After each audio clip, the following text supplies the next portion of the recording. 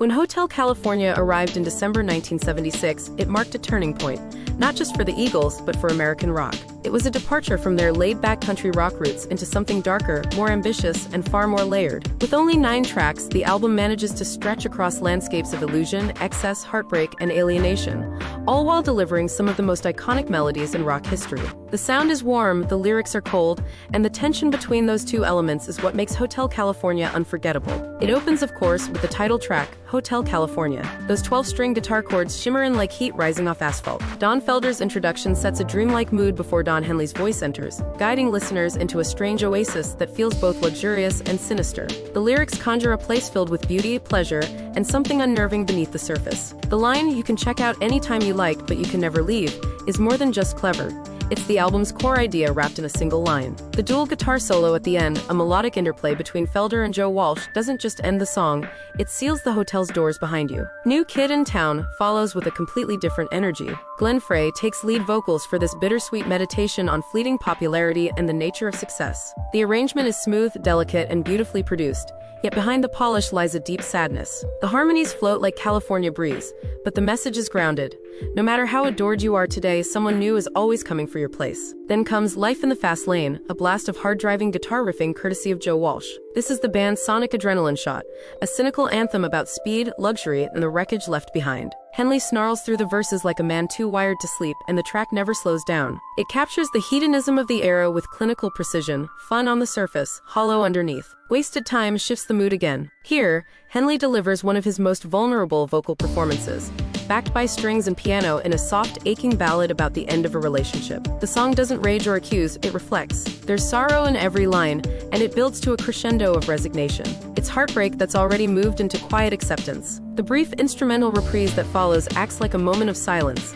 Time to let the weight of that reflection sink in before moving forward. Victim of Love reintroduces the band's sharper edge. The guitars growl, the drums snap, and Henley sings with venom. It's lean, fierce, and unapologetic. This is the Eagles embracing their rock instincts without dressing them up too much. There's no redemption here, just anger and raw disappointment. Pretty Maids All in a Row slows everything down to a tender murmur. Joe Walsh steps in as vocalist, bringing a reflective tone to this piano-led ballad. It's not flashy, but it's deeply felt.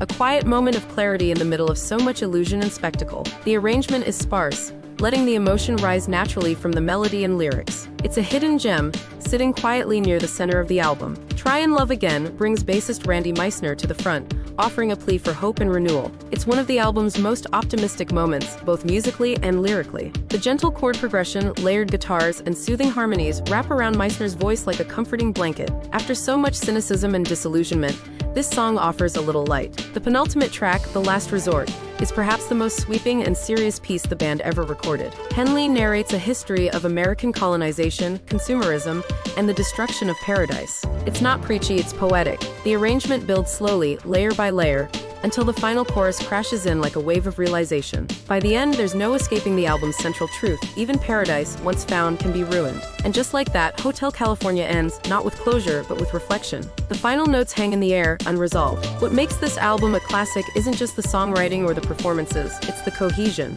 Every song feels like part of the same narrative universe. The themes repeat and reflect across tracks: fame, illusion, power, loss, and the inability to return to innocence. And yet each song stands fully on its own, carrying its own weight and identity. Don Henley's voice anchors much of the album, lending a world-weary gravity to the darker material. Glenn Frey's softer delivery brings balance, giving voice to the more romantic and melancholy songs. Joe Walsh's guitar playing adds grit and unpredictability, while Felder's melodic sensibility rounds out the edges. The result is a perfectly balanced ensemble, each member bringing something essential, none overshadowing the others. Musically, Hotel California lives between genres. It borrows from country, rock, pop, soul, and even orchestral balladry. But it never feels scattered. Instead, it creates a musical landscape that stretches from desert towns to Hollywood hills, always shimmering with sun, but never quite letting you relax. The production is immaculate. Every detail, from the reverb on the drums to the string arrangements, serves the emotional core of the songs. Bill Shimchick's work behind the board ensures that the album sounds just as warm and precise today as it did nearly 50 years ago. The album also marks a moment in time, 1976, the year America turned 200, when the dreams of the 60s were long dead, and the corporate sheen of the 80s was just over the horizon. Hotel California feels like a eulogy for the idealism that got lost along the way. It doesn't mourn that loss bitterly, it accepts it. But the sadness is unmistakable. In the years since its release, Hotel California has become more than just an album.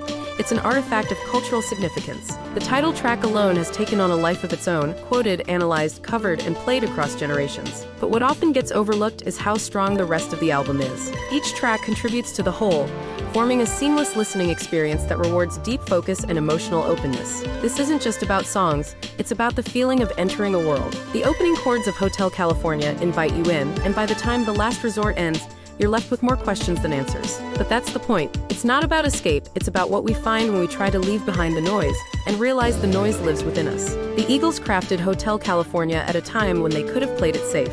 Instead, they took their sound further than it had ever gone, richer, riskier, more introspective. They looked at the myth of the American dream, pulled back the curtain, and let the music do the rest. And even now, decades later, the echo of those chords still plays on, whispering that haunting welcome to a lovely place with a price you don't see until you're already inside.